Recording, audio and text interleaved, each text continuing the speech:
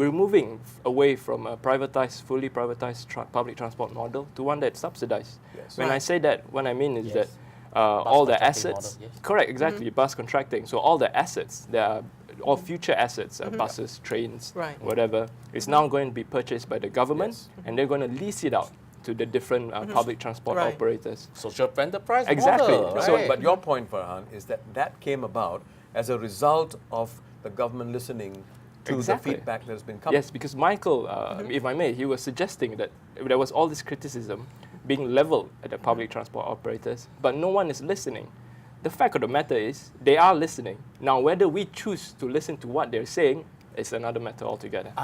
You see, when you then respond to their response, then we are not accepting. No, we are together in this, right? Combine, we think, we come out with a better solution. I think this year is the best year to reconfigure the whole arrangement. Should we continue to have two private operators that is expected to behave socially responsible, but they did not?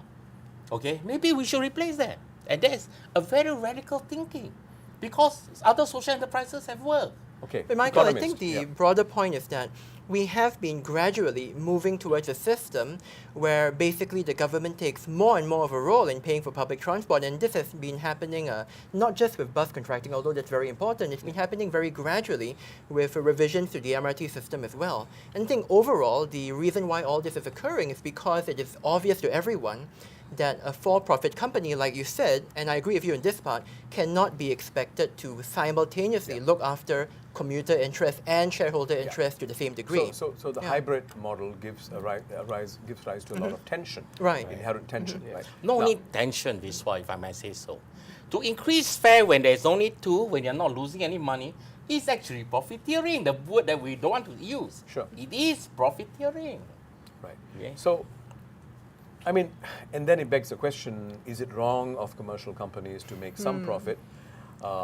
And then it goes back to your question, should they have been listed in the first place? I mean, Exactly. all these things are, but we are not here in 45 minutes or 50 minutes Right. to solve the problems of the entire system, right? Yeah. But I hope that some of these points raised, which are valid, you know, brings out the tension in the issue that we're dealing with.